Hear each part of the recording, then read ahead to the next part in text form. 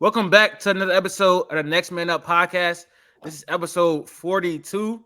Today we're going to be talking about NBA and NFL. It's going to be heavily NBA related, though. Not much going on in the NFL. The Hall of Fame game is tomorrow. Ready to see my boy Zach Wilson get it going Yo, in the bro, you can't preseason. start You like say, that, bro. wait. You cannot said your start boy like that, Zach bro. Wilson? Oh, You yeah, I cannot mean- start like that, bro. I'm not allowing that. So he's the understudy of Aaron Rodgers now. I think he's going to train him up in a few years. When Aaron Rodgers retires, he's going to be ready to take over. So that Hall of Fame game is tomorrow. So the NFL season is rapidly approaching, but we still got to talk NBA. Before we get started, though, make sure you subscribe to the channel, like the video, share the video, follow us on Instagram, Twitter, and TikTok. Today we'll be talking about the top 10 shooting guards in the NBA, the most overrated NBA players of all time, in our opinion. It's not gonna be like a list or anything, just a few guys we think are overrated. I got this idea from my nerd session. There's been a lot of people talking about it on Twitter, like last week. It was a huge debate. And then we have an NBA quiz. We're going to be guessing the starting lineups of every NBA team for this upcoming season. And then we have the AFC West Preview. So we're going to be predicting their records and standings. And then I'm going to be asking some questions to the panel about, the teams. Jaden couldn't make it today because he has COVID. So if you're watching this, give some good wishes to him. Hopefully he gets better and be back for that episode. But let's hop right into it to the top 10 shooting guard rankings. We're using a Max list today. So whenever you're ready, Max, give me your top 10 shooting guards in the NBA. All right. My top 10 shooting guards are in order: Devin Booker, Donovan Mitchell, Paul George, Anthony Edwards, Jaylen Brown, Zach LaVine, Bradley Beal, Desmond Bane, Klay Thompson, and Tyrese Maxey. Okay. I can reread them if you guys need. I heard it. 6-10. Say 6 through 10 one more time. If you could say the hold on. If you could say the numbers also, that would be probably more helpful. All right, so you want me to repeat it? I'll just repeat the whole thing one more time. So what are the numbers? My list is 1 Devin Booker, 2 Donovan Mitchell, 3 Paul George, 4 Anthony Edwards, 5 Jaylen Brown, 6 Zach LaVine, 7 Bradley Beal, 8 Desmond Bane, 9 Klay Thompson, and 10 Tyrese Maxey. All right. I think at this point in their career, Tyrese Maxey is better than Klay Thompson. I feel like he just offered more to a basketball team at this point. I don't know. After the 2 injuries, I think Klay Thompson's athleticism it's nowhere near. He doesn't offer after the 2 injuries. Klay Thompson doesn't offer nearly as what he used to on defense. The only thing Klay Thompson really does is shoot, and he's one of the best shooters in the league. But that's literally all he does. He can't really defend anymore. He can't play make. I think Tyrese Maxey is one of the best players in transition. He's one of the best players off the ball. I think his playmaking is going to develop once Harden leaves. So I don't know, man. I got Tyrese Maxey over Klay Thompson. I don't even have Klay Thompson in my top 10 because I have DeJounte Murray as a shooting guard. He played shooting guard this year. I think he'll be playing shooting guard in the future because he'll be playing alongside Trae Young. They just extended him for 4 more years. I think DeJounte Murray is better than Klay Thompson comfortably. So I agree. My list was 1, I had Devin Booker, 2, I had Donovan Mitchell, 3, I had Paul George, 4, I had Anthony Edwards, 5, I had Jaylen Brown, 6, I had Zach LaVine, 7, I had Bradley Beal, 8, I have DeJounte Murray, 9, I have Desmond Bane, and 10, I have Tyrese Maxey. Yeah, I think for DeJounte Murray, I guess, I'm not going to say what has he done, but, he's been on the Spurs. He's been on the underperforming Hawks team. Klay won a championship last year. You could say he was carried by Steph. He was. Still averaged 20 in the finals.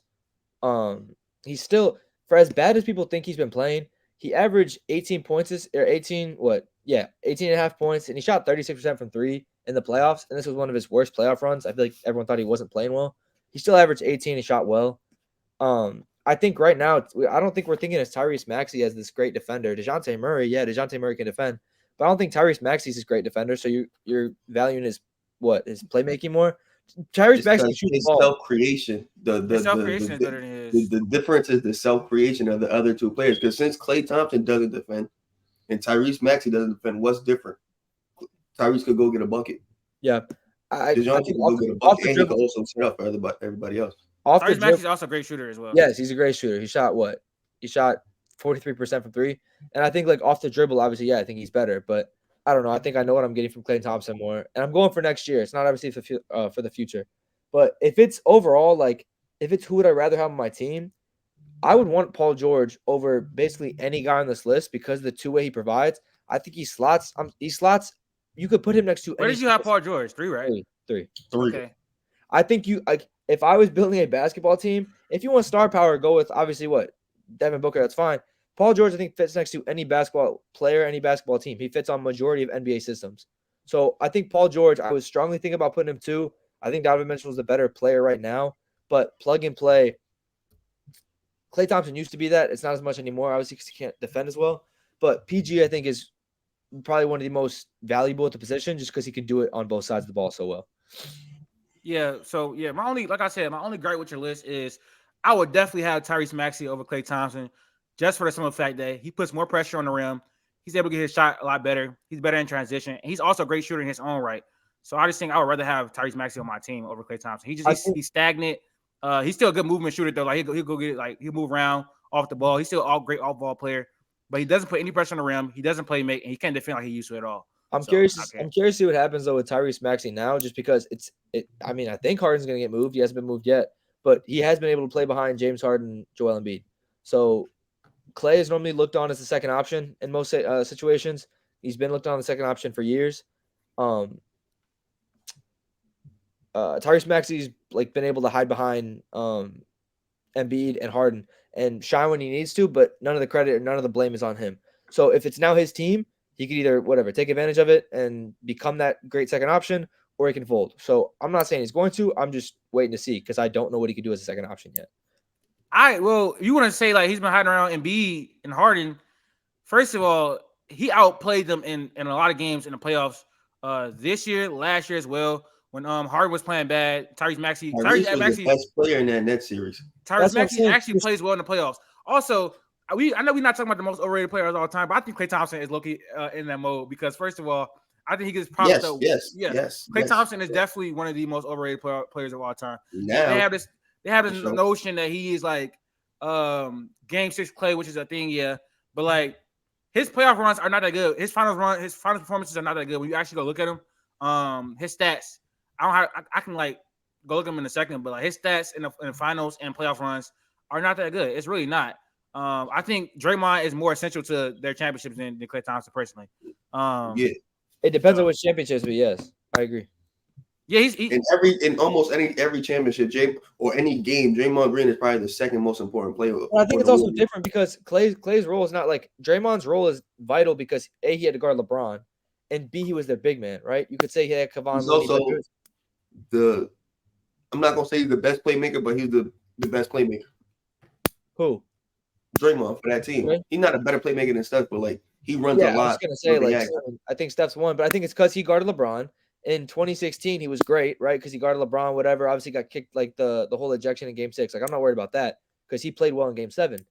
But yeah, I mean, I think Klay's a great player, but I think Draymond's position is more vital, though.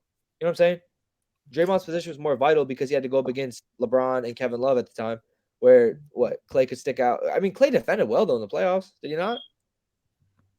No. This past year? No. In the early playoffs. Like 4 years ago? 16, 17, 18. Oh, yeah. Yeah, that was 4 years ago. Yeah. That's Klay Thompson's stats in the finals, he averages 18 points, 3 rebounds, 2 assists on let's look at his efficiency. 43% from the field, which is not that great. And 3-point percentage is I think 40.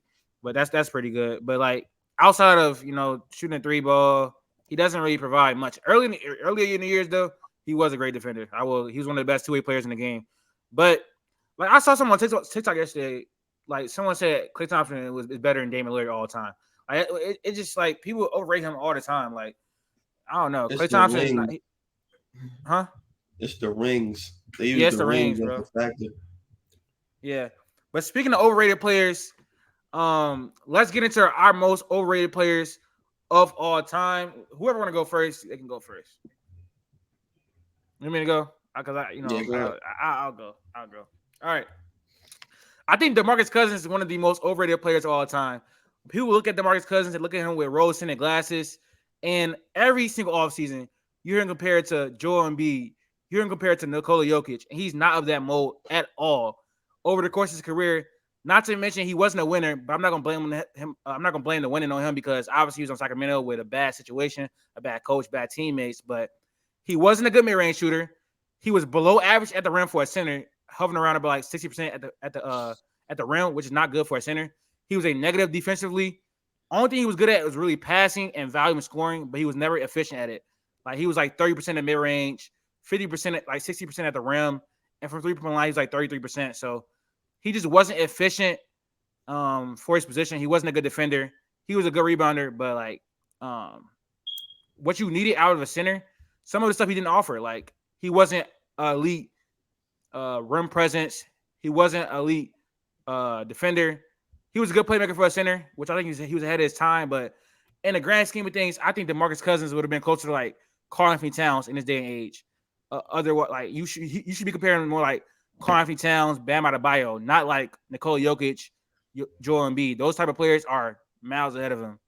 So if that is true, he'd still be a top 5 center. Yeah, for sure. But people like want to compare him to Joel Embiid and Nikola Jokic. He's not that. No, remember when we talked about this before? I never said those words. Yeah. What I said was he was a top 5 center, especially back in that time, and because the center position was weak at that time. But even today, he'd still be a top 5 center. So he'd be a top 5 center, all NBA team / All-Star team. So it's like, regardless of the efficiency stuff, it'd still be like he'd still get the recognition of what he's doing, especially if he would have actually had a chance to play after the injury. Because after the ACL, it was over with. Then he tore it again. I agree. You just never knew. Like you just never know what he's going to do. I agree with what you're saying, though, Latif, because like you're not putting Cat in the same conversation as Jokic or Joel Embiid. You're not putting whatever Bam in the same conversation. So I think he could be 3, but it's a far drop off to 3. You could argue Bam over him. I probably would lean that way. That's not a hard argument at all. Just with how Bam played in the finals too. Yeah, Bam was good. Bam was good. Bam's defensive versatility, like he's arguably the best defender in the NBA. You would argue Anthony Davis and Draymond. I don't know if it's even arguable. He's the best player for the Heat in the finals. Yeah, I mean, so twice. Yeah. The only problem with Bam, Jimmy was good in the bubble. The only problem with Bam is like his offensive inconsistency is the problem with Bam. Like certain games and certain series, he just disappears offensively. But he always gives you that defensive impact. Like his on-off numbers are great. He anchors a top 10 defense just by himself. And so I think Bam is definitely. I would have Bam over what's his name, DeMarcus Cousins, because it's like a 6-point drop off in the scoring. Because I think Bam averaged like 21 points this game, but he's definitely it's like the defensive gap is insane. And he's better around the rim too. I don't know. He has an inconsistent mid-range game, but overall, I think Bam is a better player than DeMarcus Cousins, to be honest. And he's a great playmaker. But y'all can get in y'all overrated players. I'll go next. Hold on one sec. Let me make sure my thing's set up. Hold on. My thing's messed up. My back, can you guys hear me? Can you guys hear me? Yeah, we can hear you. All right. I picked Karl Malone. Not much to say. Karl Malone, he dropped off in the playoffs. Obviously, in the finals, I didn't even know it was that bad. You hear that he's a playoff dropper. I didn't know. In the finals, he only averaged 19 points a game. Made the finals twice, got bounced by Jordan. His second MVP, I didn't even know this either, was the lockout MVP, where arguably Allen Iverson was averaging better stats. You play the whole season out, Allen Iverson probably gets that MVP at the time. Utah was a 3rd seed. It was not like they were running the West. I don't think that MVP is amazing. So he has one MVP. His All-NBA first teams are great. Don't get me wrong, but he really had no competition. You got him and Charles Barkley. You're not giving it to Rodman. You're not giving it to Horace Grant. You're not giving it to Sean Kemp. There wasn't much competition at the position. Q said beforehand it was a center's league, and it was. You have Hakeem. You had Shaq. You had Kareem still at the time. Like, you had mostly just centers dominating the league. It wasn't power forwards. But, yeah, I mean, you have one of the best point guards of all time dishing you the ball. You're going to score buckets off that. I don't think it's really much to say. He never beat Jordan. He never came up against him in 1-1. In the clutch time of whatever the shot was, that Game 6 or Game 7 in Utah, he gets pickpocketed and loses the game. So I get it's not the one moment defines you, but again, that was probably the biggest moment of your career. You lose the ball, you lose the game. So yeah, when the pressure got on, Karl Malone just wasn't there. He never showed up, and I think he's definitely a lot overrated because of his numbers, his longevity. Being third or fourth in the league history in points. He's second, I think. No, he's third. He's third. Yeah, LeBron is one, then Kareem is two. My fault. So yeah, he's definitely overrated though. Like you said, having one of the best playmakers on your team, and nobody can guard that pick and roll. You just getting that ball in that pocket every time, hitting that mid range. He was a great post player as well. But like imagine if Shaq had Steve Nash. You know what I'm saying? Yeah, like in that pick and roll the whole time. Like imagine if Shaq and Steve Nash were just in a pick and roll. Like that's just disgusting, right? Like obviously Kobe's a better player all the time, but like when you're looking at play styles, like if you get a great point guard to feed you the ball all the time, I mean, it's gonna work wonders for your game. Facts. My most overrated player, and it's not a hot take because it's been going around, but it's obviously Carmelo Anthony. Like, aside from the inefficiency and below average true shooting, and never being at least 50% from the field, he never made it. He only made it out the first round twice. And people want to talk about like the rosters he's had, like especially like once he got better as a player, they were pretty confident. Like he had that one run against the Lakers he lost, but after that it was nothing. This other next time making it out the first round, you seen Indiana, and Indiana wasn't some great team. They just had better defense. The pieces like were almost similar, like damn near. So there shouldn't have been no excuse. And people they fall in love with the jab step and this and the third. Like I understand in certain part of his era, the need for like the pull up jump or whatever, it was all cool. It didn't translate to nothing. And he can't defend, can't pass. So what is he really doing? Yeah, people put him in star bench cut with Tracy McGrady and Paul George, and I just have to lean Tracy McGrady and Paul George in that situation because they're just more like they just better players overall. Like Tracy McGrady doesn't get a lot of love for his passing ability, but his overall playmaking ability is way better than Carmelo Anthony's. He's a better defender than Carmelo Anthony's, and you could argue at his peak he was a better scorer than Carmelo Anthony. So that's not even an argument for real. Yeah, for sure, because he put pressure on the rim. His pull-up jump shooting was insane. So Carmelo Anthony to me is definitely one of the most overall players. Tracy McGrady averaged 32 points per game in like a congested era. Yeah, I mean Carmelo I think gets a lot of love because he did run New York for 5 years, right? Like the mecca of basketball times, right? Kids are gonna grow up watching Carmelo. Kids are gonna grow up watching loving Carmelo. I don't know those Indiana teams. I love those Indiana teams. With David West, Roy Hibbert, Paul George. Those are the teams that push LeBron. The only team that really pushed LeBron that much. Yeah, I mean, I don't think that's a pushover team, but that roster just player for player compared to that specific Knicks team that they played. The pieces are almost similar. You talk about George Hill. You talking about Lance Stevenson and J.R. Smith. You talking Tyson Chandler or Roy Hibbert. Yeah, I get you. And PG. Paul George and Melo, it's a pretty even playing field. PG was just they got packed up for 6. Yeah. Y'all think Allen Iverson was overrated? As far as what? Like yes and no. I think James Harden is better than Allen Iverson to me. He's a better scorer. I think when you add the playmaking aspect, it's not really a debate. I think it's consistent. Do you think James Harden makes the finals with those teams? No. He made the finals one time. He made the finals one time. They built the team different. He made the finals one time, bro. I'm not saying it's it's a whatever. I don't know, but I don't know. He took rosters far though. I don't know if Harden makes sense. We talked about Harden being a playoff choker. They made it to the finals at the end of the day. Harden did not do that yet. So yeah, I mean, I think Allen Iverson was definitely better in the playoffs, but that's what I'm saying. And you of all people, playoffs are one of the biggest things for you. So I get he's got the MVP. Doesn't he have MVP too? Yeah.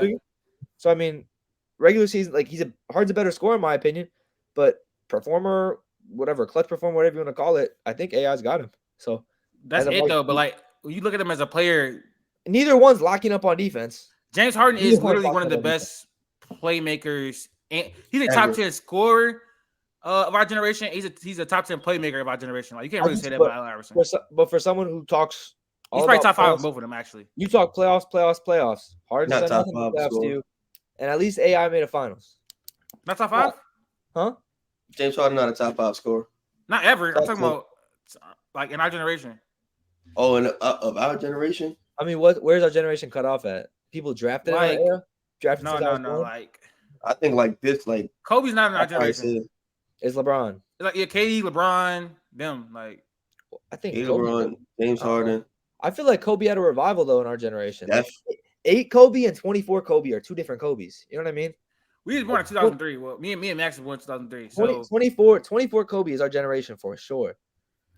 yeah, Kobe in there, I guess, but he was on there for a few years. So KD's a guarantee. Kobe number 8. He was more like he was more athletic, obviously, because he was younger. I don't know. I he's think a better defender too. I think his game just got more polished that when he was 24. Kobe, I think has to be top scorer of our generation. His mentality was just 24 Kobe. See, when I'm thinking of you got like late 8 Kobe, right? Like 81 point Kobe, like whatever, like those kind of like later years, right? When like before he switched to 24. But when I'm thinking like, I guess the finals against Boston and the finals against the back-to-back Kobe from 08 to 2013, that 5 years. I'm gonna say 07. From 07 to 2013, like that Kobe right there, it was a different Kobe. Yeah, I ain't gonna lie. James Harden is also one of the best isolation scorers we've ever seen in history. No, yeah, his points per possession, like on anything, is top tier. He's low-key better. He's better than average in the pick and roll and isolation, like both of them. Like it's crazy. Yeah. And his mid-range game is grew so much. A lot of what that is with AI is because he was so small, so they take that a lot into the account. But like to me, I don't think that should always be the factor. Like that should be giving you the extra boost. Like if you're small, you're small. Like, I wish Harden would have won a finals, and I think to an extent his teams were built pretty well around him. You built it with shooters. You built it with his teams were not built like terribly. The only the teams with CP, the team with Chris Paul, them 2 years of Chris Paul were pretty good. Yeah, but Chris Paul got hurt. I don't know. I think he had teams geared towards him. He had shooters. He had guys who could rebound. Not in the bubble when you had PJ Tucker as your center, but they had teams that were like competitive that could actually like go to the finals. Saw it in 2018, the year before. They never had the right type of big. If he had Tyson? I was trying to think of that. They had Tyson, Clint Capella. Clint Capella was the best big they had. Yeah, they needed like one of the if James Harden had one of the bigs now that could stretch the floor and rebound. Like if he had a Miles Turner, Brook Lopez, Miles Turner would have been probably peak. You know Not that Miles Turner is a world beater, but Miles Turner with James Harden are probably reel off a couple All-Star games because he's gonna get threes all game. Mm-hmm. All right, let's get into this NBA quiz. So we're gonna be guessing the starting lineups of every single NBA team for 2023, 2024. I wonder how how do they have the authority to go say who's gonna start? They don't. We're gonna get into it. They don't. I'm gonna put him on screen right now. Y'all can see it? No. Yes. Yeah. All right. So guessing the projected starting lineups for 2023, 2024. All right, so we got 20 minutes. It's 150 names. Let me know when y'all ready to start. Jeez, yeah. All right, Atlanta Hawks. Obviously, Trae Young. Right. DeJounte. You can put last names, I think. Let's see. Put Murray. Put Murray, yeah. Yeah, okay. Hunter. I think Hunter going to start. Hunter. Okay. Bogdanovich. No, I think it's going to be AJ Griffin. See, yep. Ooh. Capella. All right, we got one team. Tatum. LaMelo. Whoa. Oh, yeah. I'm doing team by team. Or this way. Porzingis. JB. Derek White starting PG. Yeah, they got to change that. And then Why Tom Lord. Nah, Derek White is not bad. Stop. But White, he shouldn't be your starting point guard, though, because you need more facilitation. Rob Will. Okay. Brooklyn Nets is going to be Mikal Bridges. Dinwiddie. Claxton. Cam Johnson. Claxton. And Dorian Finney-Smith. Is DFS? I was going to say, is it Clowney or something? Smith. Okay. No, I didn't want Finney Smith. Huh. Okay. Dorian. You probably gonna have to put the little dash with Finney. Wait, who's it? It may not be him. Clowney? I don't think Noah Clowney gonna start, but he might. Nope. Yeah, is it DFS? It's not Yuta. It's not Watanabe anymore. Dorian, Finney, Smith. Okay. Charlotte Hornets, Melo. Rozier. Brandon Miller. Yep. They might start Gordon. Yeah, Gordon Hayward and Brandon Miller. Yeah. Nah, they're gonna start both. Yeah. Makes sense. Gordon Hayward. All right, Bulls, Zach LaVine. Javon. Kobe White. Nope. Okay. Carter. Wow. Io's gonna start that point. Yeah. Hey, hold on. I'll be right back. Give me 1 sec. Sorry. I don't know how to spell his last name. Let me see. DOS. Okay, I got Patrick Williams. All right, DeMar DeRozan. And then Vucevic. Point guard. DOS. UNNU. UNNU. MU. DOSUNMU. Damn. Oh, Alex Caruso. What the fuck? Word. That's Darius crazy. Garland. Donovan Mitchell. Okay, did I spell his name wrong? Small forward. It's probably gonna be Cares Overt, honestly. Not yet. Okay. They're gonna still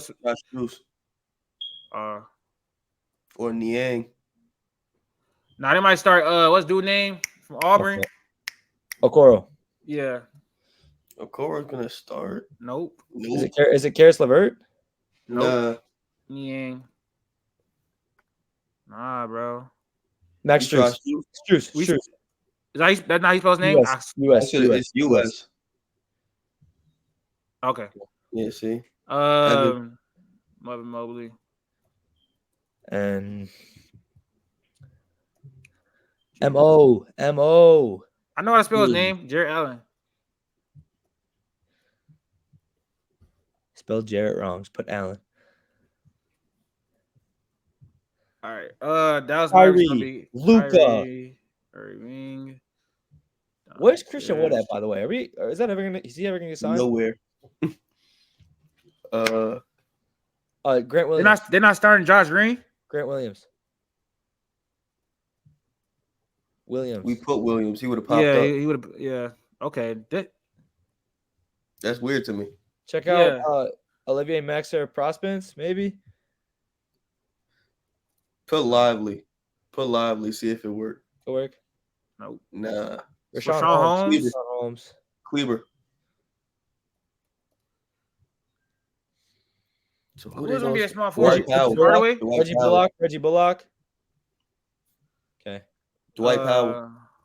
Yeah. Okay. That's not gonna be their starting lineup, I don't think. Jokic. They're trying to go get Clint still or Zubac. Michael Porter Jr. Is it Christian Brown? Gordon and KCP. It is KCP. Yeah. Just put Pope. Oh, yeah, that should not work.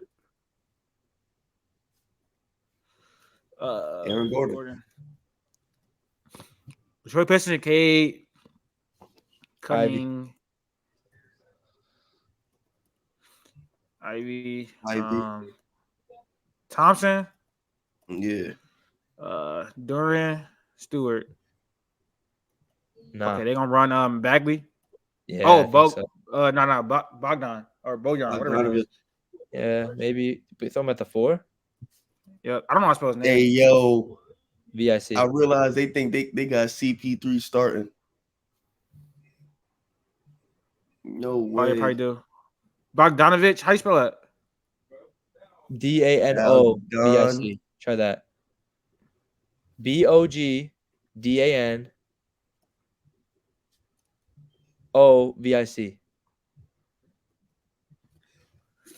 All right, Chris Paul, Curry, No way. Draymond Green, and then Wiggs.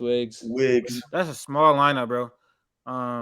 That's nasty, bro. Van Vliet. KPJ. No, not KBJ. Tari Nah, Eason. that's Tari. They got Cam Whitmore starting? No way. No, Dylan Brooks. Yeah, that's true. It's Brooks. Yeah. Halliburton. You putting Matherin in there? I know. Buddy Probably not. Buckets, OB and Buckets, Top and Turner. Try Toppin. Oh, Jarris Walker. Yeah. Really? Hey.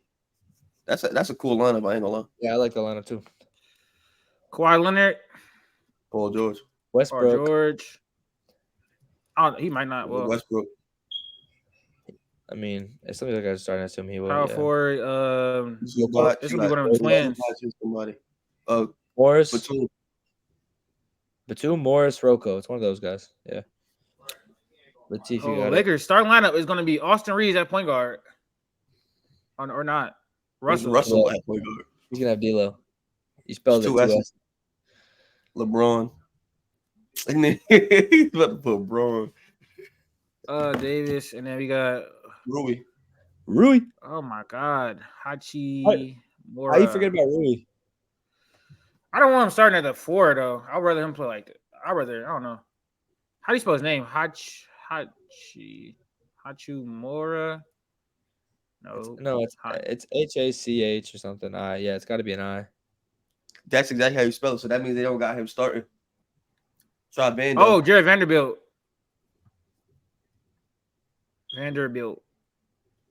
Yep, I do have him starting. He won't be starting though. You put Ja, just see Morant.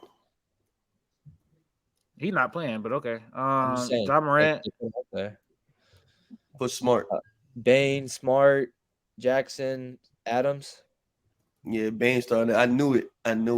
Bane.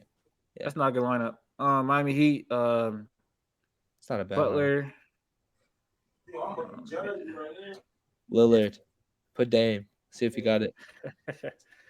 Put Dame. Caleb Martin. Put Dame. Kyle Lowry's gonna be their starting point guard, and the shooting guard is gonna have to be Hero. They can put him there now. Giannis on the Kumpo. I don't know how to spell his name. That's crazy. ANTE. TE. OK OUNMPO. ANTE. Yeah. It's TETE. OK OUNMPO.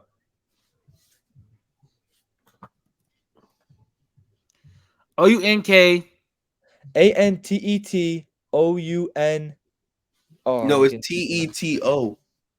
Yeah, I have that. No, not TETE. TETE is TETO. Oh. ANTET OUNMKPO. UNMKPO. No. After the O is a K. OUNMKPO. Right? OUNMKPO is not right. No, it's KOUN. I'm losing my mind right now. I can't think of it. KOUN. OKOUNMPO. MPO. Thank you. Yeah, that was mad hard. What is the man's name? Lopez, Middleton, Holiday, and probably Grayson Allen.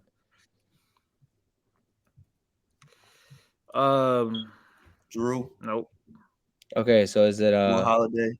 Is it Crowder? Malik Beasley? Oh, they do have Malik. Try Malik Beasley. Nope. Matthews. I'm kidding. Might be. Javon Carter signed somewhere else. I don't think Wes Matthews plays Bulls. I don't know, bro. We'll get back to that. Conley. Towns. Gobert. He just hit a 3 today. Kyle Anderson. McDaniels. Nope. Yeah, McDaniels. What are we doing? All right. Williamson. What is his man name? Ingram. Valanciunas. I don't know how to spell that. I ain't gonna lie. EALIN. No, AN. Yeah, Valanciunas. CIUAS, I think. Try AS. There you go. Who is starting point guard? It's gonna be CJ McCollum, but it's CJ and Trey. Yeah, Trey Murphy. It's Murphy or Herb Jones. The third. Oh yeah, Murphy. Herb. Murphy I. Nope. It's Herb Jones. McCollum. Somebody found on McCollum. MCCOLL. Yeah. Nick starting point guard is Jalen Brunson. Shooting guard is Hart Grimes. It's probably gonna be Grimes. I don't think they're starting Josh Hart. Yeah, not Grimes. Barrett. RJ. Well, yeah, Barrett. Center is Mitch Robinson. Robinson, yeah. Okay, C is going to be Giddy. Chet. Nope. Ian. It's Ian. not home green. Lou Dort. Wallet? No, Dort. Lou Dort. And then Shea. Gilgeous Alexander. Yeah, GILG. Yeah, it's not bad. I don't know. There you go. Good job. I was not going to spell that. Cole. Yeah, man. Markel. I don't want it to be false, but it's going to be false. Wagner. Jet Howard. Anthony Black. Try Black, yeah. Anthony Black or Cole Anthony? Nope. Wow. Cole Anthony? Yeah. Ew. I hope that's how they start lining up. Harden. Harden, Maxey, Tobias, Tucker, Harris. Expect that one. Phoenix Suns, Durant, Beal, Booker, Okogie. Yep. Let me see how many teams we got left. Oh, it's not that many. Try Lillard just to see. Try. No, he's gonna be on there. Where? Simons. Wow, Scoop. Hopefully. Wow. Jeremy Grant. Yeah, we got what's bro name? Shaden Sharp. Nah, the center. What's the dude name? Nurkic. What's bro name? You said Nurkic. Nurkic. That's crazy. Fox. If they do that, if I'm Simons, I'm asking for a trade. Malik Monk? No, I don't think he's gonna start, but he might. No, he not. He's a 6-man. Oh, Kevin Huerter. Yeah, my fault. And then Harrison Barnes. Word. I don't know how to spell his name. It's a H-E-U-R-T-E-R.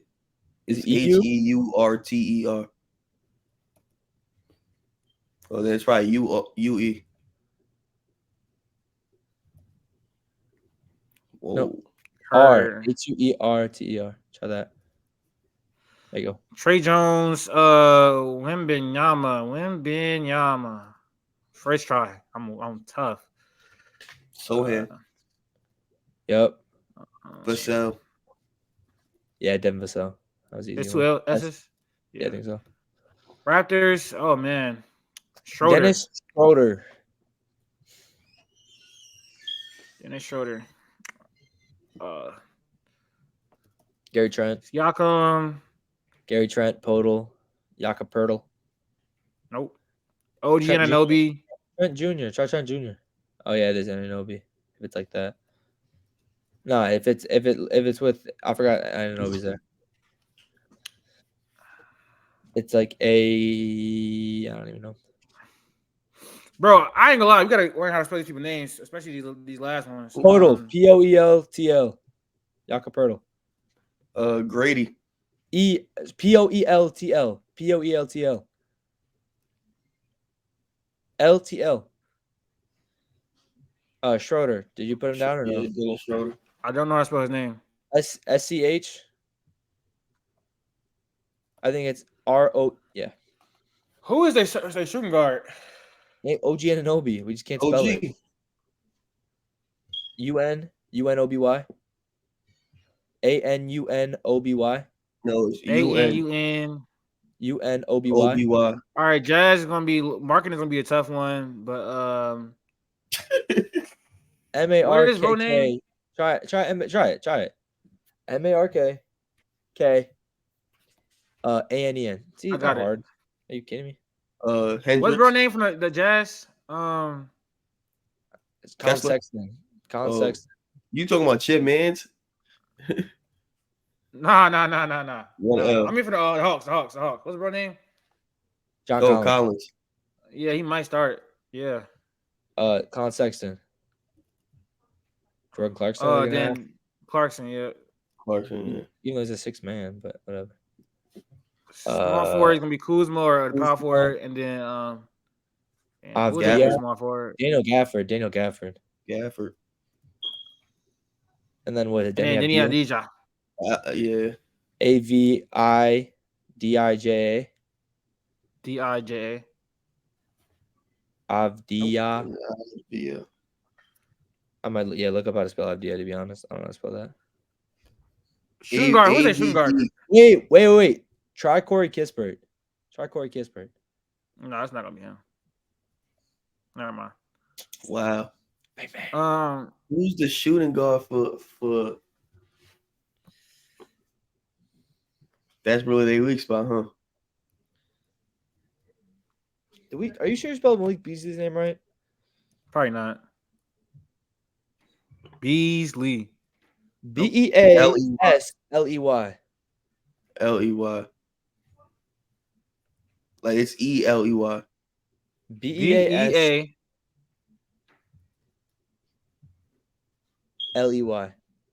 No. ELEY.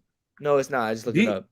Oh, what? It's BES LEY. It's a BEASLEY. It's not Beasley. Yeah. Grayson it's not, Allen. Marjon Beauchamp. Oh no. Is it Andre Jackson? Who the fuck is that? Oh, Andre Jackson. Never mind. He ain't starting. You got a minute 14. Try name Andre Jackson. Bro, Jr. he's not starting. This is embarrassing. Okay. The only other person is Pat Connaughton, but I don't think he starts, and I don't know how to spell it. That's not a bad guess. AUGHTON. There you go. Boom. Good job, Q. We're good. All right, perfect. Average score is 78%. I mean, we know ball. No, we know basic game player. Ball. Yeah, exactly. All right, man. That was fun. And it took up 20 minutes. All right. It took up 20 minutes. Only part that matters. All right, so I've been at NFL. All right, let's get into NFL. We got a next division up is the AFC West. Division that's ruled by my boy Patrick Mahomes, greatest quarterback to ever touch the field. So let's get into the standings and all that, man. I'll go first. Yeah, go ahead. Go ahead with your standings. Your standings, bro. All right, I got the Chiefs winning the division at 13-4. I have the Chargers finishing second at 10-7. I got the Broncos at 9-8, and I have the Raiders at 3-14. I got the Chiefs winning the division at 13-4. I got the Chargers in second place at 10-7. Then I have the Broncos in third place at 9-8. I have the Raiders last 4-13. Wow, for the Broncos, I think they're going to miss the playoffs, but they're going to improve from last year with the addition of Sean Payton. Getting a better O-line from a running standpoint. I think it's going to be a run-heavy team. Sean Payton likes to do that, especially with quarterbacks like Drew Brees and Russell Wilson. I think defense is still going to be pretty good, but they have some holes on defense and some holes on offense. Just lost Tim Patrick for the entire season, so that's going to make things even worse. Javonte's coming off an ACL injury. A lot of questions. Is Russ washed? I think so. So that's why I got them in third and missing the playoffs. The Chargers, it's really just if they can stay healthy. The defense still needs some work. I still don't trust Brandon Staley. I think the upgrade for him, a head coach. But Kellen Moore is going to work wonders for what's his name? My boy, Justin Herbert this year. What's his name is terrible. What's his name is crazy. I'm not going to lie. I be having blanks, but y'all know. I got a question. Go ahead. You think Deshaun Watson is washed? No, but that's two different situations. He had he had a bad year. No, with one bad year, right? Deshaun Watson missed 2 seasons basically, and also did he have a bad year? But no, he didn't get a training camp. He didn't get to even practice with his team for the entirety of the season. And I think most of this stuff was just chemistry issues with Russell Wilson. It kind of just looks like Pete Carroll. It kind of like Pete Carroll was protecting a lot of Russell Wilson's weaknesses. And is that not his job? Yes, it is his job. But kind of now don't talk because you like to continue once you get caught. Caught, that's crazy. Pete Carroll's job is to make sure everything is right and make sure his quarterback succeeds. Put everything around him so he can succeed and to save him from himself. The first time you've seen that not happen, he performed bad. I'm pretty sure we all in agreement that Sean Payton is better than Pete Carroll. Yeah. And he's better on the right side of the ball. So for the majority, the 8 Pro Bowls, clearly Russell Wilson was good. First time out of system, when everything changed, he was bad. Don't you think the better coach on the right side of the ball would get him going back to the things that he was doing that made him successful? Yeah, but I also think those deficiencies been there since he got drafted, and it never mattered till you actually got to see it because he was not put in the situations. I'm not saying Russell Wilson don't got to own some of that. Mattered. I'm not saying that at all. But clearly the system didn't work. If you put him back in the right system, it'll work. It'll be just fine. I think that system was contingent a little bit on Russ's athletic ability. He has supposedly gotten in better shape, but I think he has lost a little bit of step, especially. It actually wasn't. It was just a lot of play action. A lot of play action with him rolling out. Yes, no. Yeah, but you don't have to be uber athletic. Like it didn't matter. A lot of it though was him scrambling, buying time for his receivers to get open when they didn't. That's also because Seattle notoriously never had a great offensive line, so he had to do that anyway. The Broncos offensive line is mid. Have Q say standings. Have Q say standings before we keep going on. Have Q say standings. Chiefs obviously win the division, 13-4. I got the Broncos and the Chargers both going 9-8. I don't know where I'm gonna put them between 3 and like 2 and 3 because I don't know like if they split or whatever, but they both going 9-8. And I got the Raiders going 4. I think that 4-13. So they in the Caleb sweepstakes. Yeah, but Russell Wilson, though, I just think he probably played he'd probably be like a top 15 quarterback, like instead of being a bottom 32 one, like he was last year. But Sean Payton will work wonder for him. Yes, he'll put him in the right positions, but he has to be able to make those throws. Like it can't be moments where like last year on the goal line he missed. And this is the first time you ever seen him not make the throws. The first time the system that made him. I don't think so. Because that's just not true though. Like that's literally just not true. Let me explain. Can I explain? You can't explain to me something that's false. Can I explain something to you? Why my reasoning is? Did Russell Wilson have great seasons, Pro Bowl seasons? After 8 of them in a row. Yes. Okay. Yes, he did. But when that defense got weak, got weak, you see what happened? He wasn't able to, carry his team like other teams. The defense in Seattle was bad for 4 straight years. It was terrible. The offense carried. Russell Wilson literally carried the offense. If you say otherwise, you were not watching football. I'm not disagreeing that Russell Wilson carried the offense, but that style of play, where did they get them? Nowhere. And that's why I think the defense was bad. They literally gave up points to everybody. You saying things that don't correlate. It's been reported that Pete Carroll wanted to run the ball more, but no, Russell Wilson wanted to pass the ball and let Russ cook and go for MVP stuff like that. When the best interest of the team was to run the ball. That literally was a report for 1 year, his last year. The year he was already trying to get out. Wait. What correlation does that have to do with the Broncos being bad, Chief? Oh, I never said they were going to be bad. I said they were going to be 9-8. I said he asked me was Russell Wilson watch. Try to think of Deshaun Watson when those circumstances are completely different. I agree. Like I don't think we taking outliers and just running with them. You never seen it before except for one time, and clearly things were different. We can bring up a clip of you saying Russell Wilson is washed on this podcast before. I promise you. Maybe you can also bring up a clip of me saying Deshaun Watson's washed. I don't think it's fair to say that they're two opposite situations. They are in different situations because last year we saw Deshaun Watson. His bad year was because One, he didn't get a training camp at all. And he missed basically 2 full seasons of football where Russell Wilson did not. He played. Russ was injured last year, too, going into training camp. He also didn't have one. And he was injured again in the season. He was injured. He didn't get a training camp, but over the course of the first 12 weeks of the season, he didn't get to practice with his team either. That's a whole different situation. Stop trying to compare the two. Point still stands that the system clearly wasn't geared towards what he was able to do. That's obvious. Yes, Nathaniel Hackett did not gear the system towards him. Yeah, maybe. But maybe you could. I say he's gonna be much better. He's gonna be much better than last year, but I don't think. Maybe you can pull up a clip of me saying that Russ is washed, but I don't think Russ is washed. I think the Broncos are gonna be like solid this year. Like I don't think that team's bad. Like their defense. I didn't say they were gonna be red. Russ was a top 10 quarterback literally 2 years ago. Yes, and he's averaging. Situations changed. Once situations changed, and he was taken out of the best situation for him, and it did not work out. That's what coaching is for. I agree. Do you think that he's gonna be a top if he went back to Seattle, he probably goes back to just about the level he was playing before he left Seattle. Do you think he's gonna be a top 10? Sean Payton's a better coach than Pete Carroll, so obviously he should be back. Do you think he's gonna be a top 10 quarterback in the NFL? No, but he's gonna get up to like that Dak Prescott, Kirk Cousins level. That's good enough. I just say he's gonna be top 15. Did I not? You said he could be top half. He could be top 15. Yeah. That ain't washed. It's worse than what he was. I guess Wash is strong. I mean, the talent that has came into the league now is just a lot different.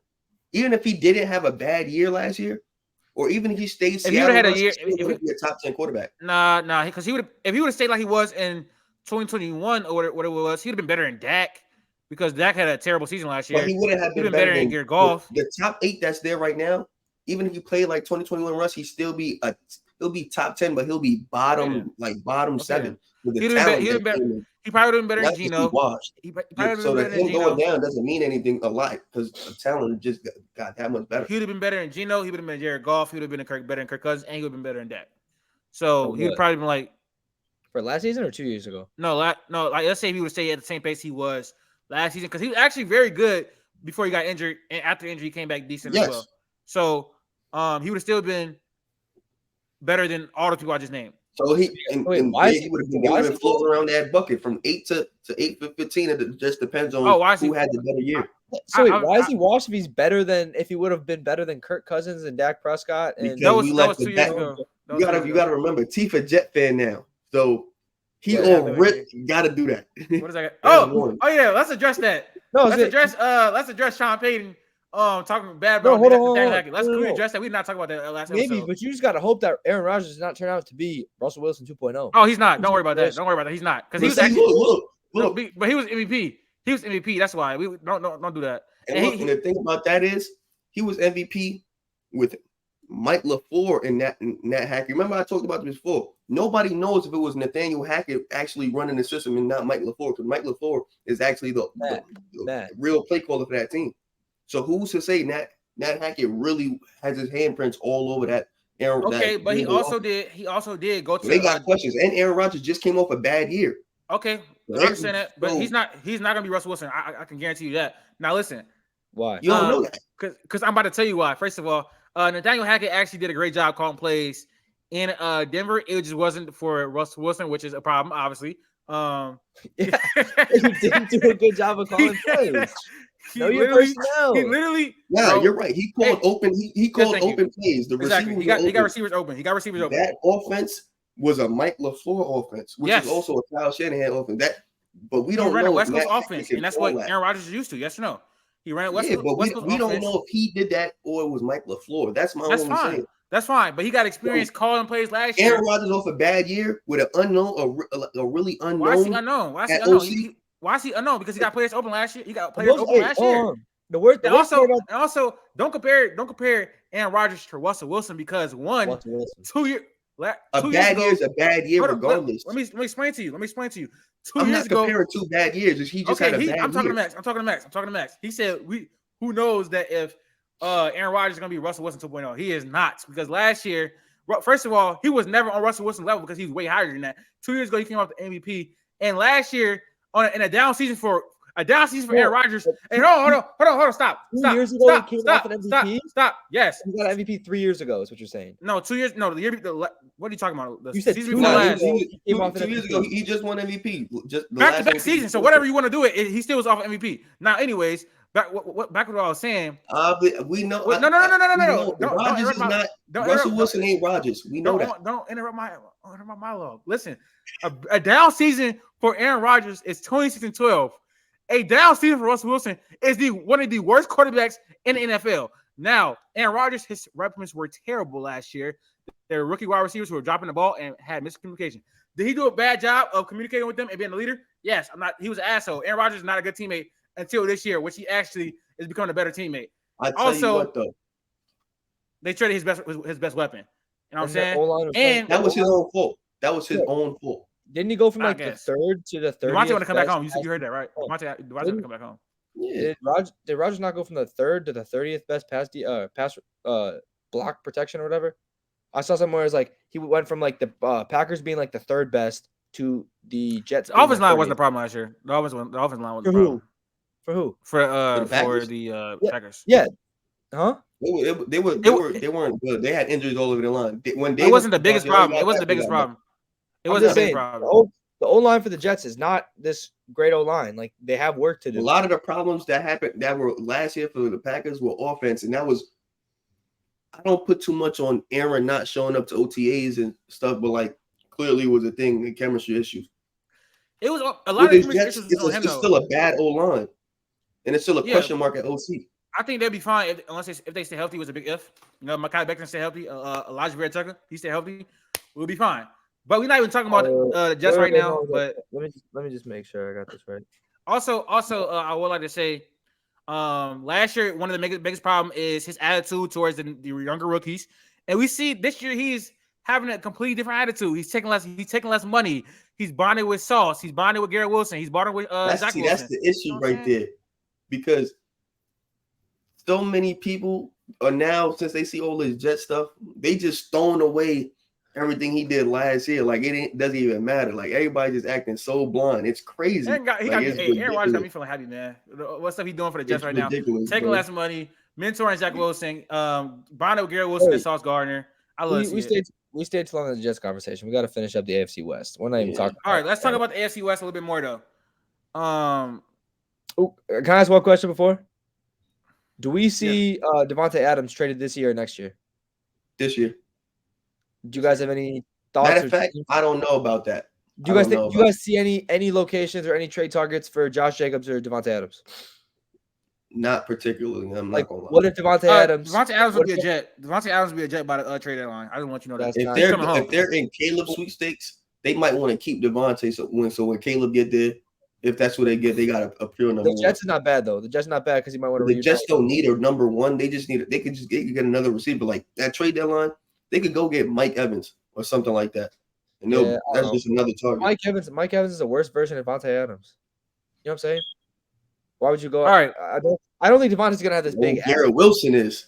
Devontae's not two different type of receivers. Devontae's not gonna have this big price tag, and if prices are similar, I think Devontae is the much better receiver to go out and get, especially because he knows. Also, I would like to say, I don't think Mike Evans. He's a great receiver. Yeah, great in the red zone for sure.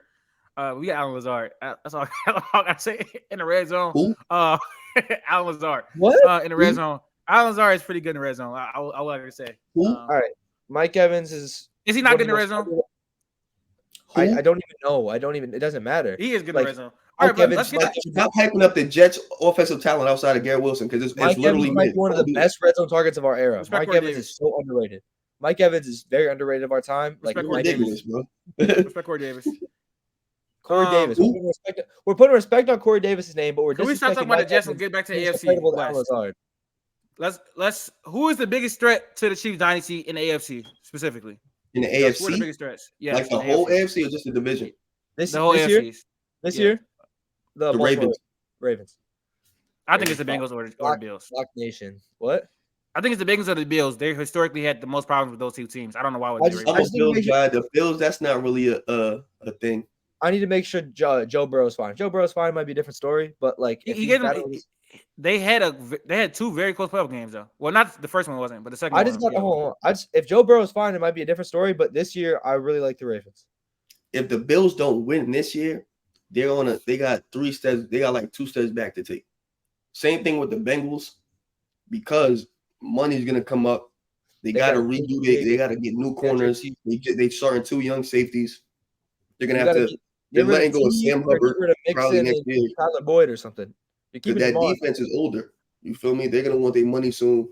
Because the defense was already there before Joe Burrow really got there. So like all that money is got to come off, and then they got to pay Joe, pay Jamal, pay T. So then they just signed Orlando Brown to a big deal too. Yeah, who also wasn't that good last year. I'm about to say Orlando Brown is not that good, but they still paid him a lot of money. So so they paid a lot of money to fix the O-line, but the O-line still ain't fixed. So it's like they're gonna still have the same issues. All right, next question up. For the Chargers, is this a year they become real contenders in the AFC and / who has the most pressure on them, Justin Herbert or Brandon Staley? Let me go. I saw this question first. It's Brandon Staley. I'm sorry. You could put majority of quarterbacks in this position, and they're going to do the same thing. Justin Herbert's battled with injuries. He's battled with poor coaching. It's been like a whole bunch of stuff. I think Justin Herbert's a great quarterback. We know that he's obviously a top 5 quarterback. I have him higher, but I think you put other quarterbacks in the same situation, it's not going to pan out the same way. I think if his receivers stay healthy and Kellen Moore is actually calling Bible play calls, they're actually making like a decent offensive scheme week by week. I think 10-7 could easily turn into 12-5 or 11-6, and you win a couple more playoff games. I don't think they win the division, but I think you could maybe challenge it. Maybe you can get the KC nervous for a week or two. Don't they play week 18? No. Oh, the Chargers and the Chiefs? Week 17 or 18, I think. Yeah, it's usually like end of the game. I think it's 17. They play one of them. So I think maybe it's not a game-winning game, or it's not a division-clinching game, but I think you could make KC scared towards the end of the year. So it's a lot of it has to do with injuries. They do play week 18. Yeah, exactly. That's gonna be a nice matchup. Scary. Is it in SoFi or in Arrowhead? SoFi. I don't know. I think the Chargers won't be contenders unless their defense comes to actually play. They got to get healthy, one, and then Brandon Staley has to have no input on offense at all. Just focus on defense. He's pretty good at scheme and stuff like that. He just have to be more consistent. He has to be more healthy. If J.C. Jackson get back into form, if Nick Bosa can stay healthy, if Khalil Mack can stay where he was last year, then they'll be fine. I think they got Eric Kendricks as a linebacker as well, who's pretty decent. So as long as the defense comes to play, be better than it was last year, I feel like this team could potentially be contenders. Now, on offense, they brought in Quentin Johnson, who has been lighting up training camp. I really wanted them to pick Zay Flowers, but they picked Quentin Johnson. But I just feel like if he is able to extend plays after the catch, then he'll be fine. Create separation. Their biggest problem is creating separation. Keenan Allen doesn't create much separation anymore this year, at this late in his career. Mike Williams really never creates separation. He just a big play, like throw it up there, 50-50 ball receiver and great in the red zone. But I think if Kellen Moore can have a way better offensive scheme than Joe Lombardi, this team can be dangerous in the playoffs and in the regular season. Well, that's without a doubt. Yeah, I think they have one of the best rosters.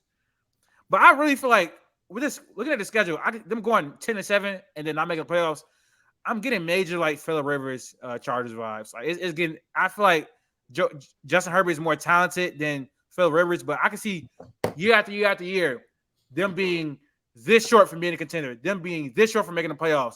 With the Chargers, I feel like it's always something with them, bro. And I feel like it's been like that since Phillip Rivers. And I just hope that we don't look up in 10 years and be like, damn, Justin Herbert had all the talent in the world, but he never won a Super Bowl. Like it might be like that, bro. That's on par for the Chargers. I ain't gonna lie. Like that's a Chargers thing to do. You could say with a bunch of different teams though. Yeah, but I think like the defense will be better because Kellen Moore gonna have them scoring like damn near 30 points a game. A good way to make your defense better. If you put up points fast, now the other team got to pass the ball. Now you just rushing after the quarterback. They're gonna have less time to do anything. More mistakes, more turnovers, things like that. Staley, they have to win at least one playoff game because if he doesn't, he's fired, and Kellen Moore is right there to take his spot. Justin Herbert doesn't really have no pressure because it's kind of like people know how good he is.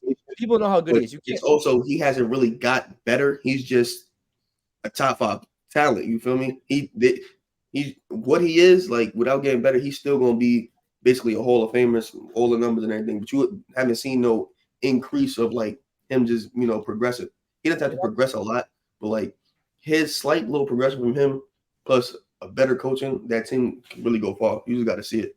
You're not going to upgrade the quarterback position. Like, you're not going to trade Justin Herbert and No, upgrade. never. You could upgrade a coach. You know what I'm saying? Like, Staley's expendable. Like, Herbert is not. So,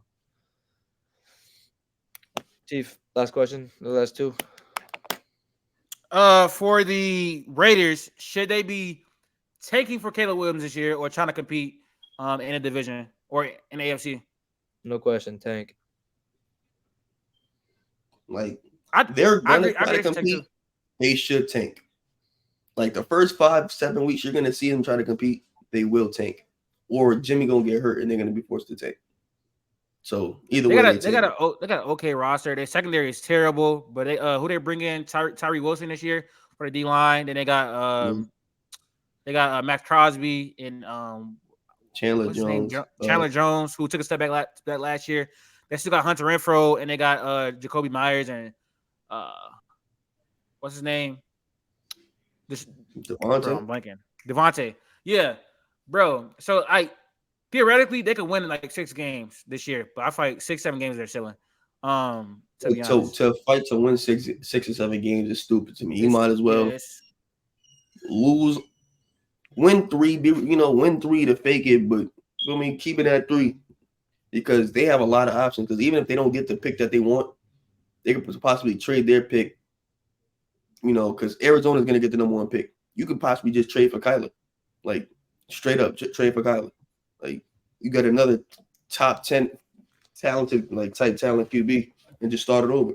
Kyler with Devontae is like Kyler with D-Hop. You got to upgrade the defense. You ain't got to really take it up too much. Do y'all think Sean Payton is going to fix Russell Wilson? I don't think there's a lot to be fixed. What's fixed? I just think Russell's in the wrong situation.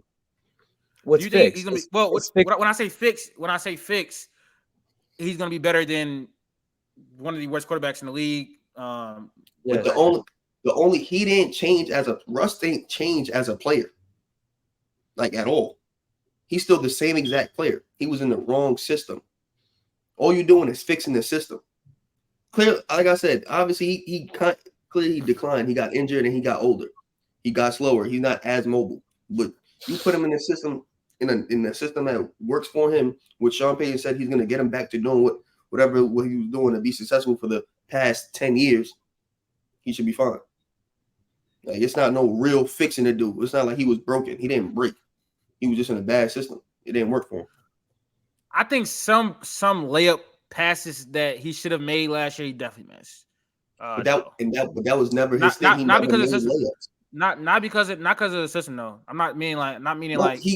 I'm saying in his career ever, he never was taking easy throws like ever. He always extended plays. Like he was always the same player, and him being that same player resulted in he holds the ball too long. He holds the ball too long. He holds the ball too long. That's been him forever. It's just that when something happens so drastic. He needs to fix that. But nobody was saying that before this year. That's what I'm saying. When something happens so drastic, it causes everybody to say the major things like you forgot everything he did because nothing changed. It's like the Jaylen Brown situation. Jaylen Brown never was able to dribble with his left hand. He was never a good playmaker. People just realize it now because he getting some money. You feel me? Or like it got glaring in the biggest spots. But Russell Wilson ain't really changed. He's been the same player. The same player that made 8 Pro Bowls. Like, same player that was carrying the Seahawks when the defense was bad. He just needed to put in the right system. Pete Carroll, yes. Carrying the weird. He held them back. He did what a coach is supposed to do. I'm going to put my quarterback in the best spot. I'm going to put him there and save him from himself. That's what coaches do. Or you're supposed to do. Clearly, he has to take some onus, but it's not like if Russ was so great, it probably would have been better. It probably still would have been the same. Because he's getting play called for him that he was just never able to do. All right, man. That was the AFC West preview. Honestly, though, this division is kind of crazy because going into last season, we're like, damn, this is going to be one of the best divisions we've seen in a long time with the addition of Russell Wilson. And then I think people are a lot lower on the Broncos than they were. I don't think they were contenders. Them winning the Super Bowl is really out. Bad taste in them, though. Yeah, but when you really look at it, the roster is not that good, honestly, especially their offensive weapons. Outside of Jerry Jeudy is pretty suspect. Javonte Williams coming off ACL. Tim Patrick got injured again. Cortland Sutton is always injured. The defense was the their good roster was that they had a great defense already. I mean, the weapons. Yeah, but then they lost Bradley Chubb. They're good enough that if Rodgers went there with Cortland Sutton, Jerry Jeudy, Tim Prackett said he didn't get injured, that would have still probably been a top 10 offense because even if Cortland Sutton and Jerry Jeudy are a bunch of wide receiver twos, Aaron Rodgers could work with a bunch of wide receiver twos because he's done that already. Like it wouldn't have been hard for him. The system that's his system. He would have been able to hit all those open throws because he's been doing that. Yeah, and then the defense is, I feel like, going to probably make a step back this year. They still got Justin Simmons. They still got bro. I keep blanking on names. They got Justin Simmons. They got PS2. They got Ronald Darby. They got Randy Gregory. Randy Gregory is like, it's when he's on the field. When he's on the field, he produces. He just doesn't stay. He's just never on the field. Frank Clark is not all that personally. That's what I feel like. He's like in the playoffs. He's an elite pass rusher in the playoffs. Like elite. In the playoffs. Regular season, not so much. He was cool. They're not making Seattle, playoffs. So. They're not making the playoffs, so he won't have to worry about that. Him singled up. If you got him singled up and Randy Gregory singled up, and then you got DJ Jones singled up, somebody's getting back there. Like, and then they got Zach Allen from Arizona who just came off a 10-sack season. Everybody, you can't double nobody, so they're gonna get pressure more. They're gonna try to get turnovers and get short fields, try to make it easy for themselves. But I still think they end up like definitely wasn't their problem. But didn't they lose Vic Fangio, who was there, still consulting last year a little bit? I think who they got now. They got last year they had. He was with Sean Payton before. I forgot. Yeah, but Vic Fangio with Miami. Yeah, so they should still be fine on defense. It's really just the offense.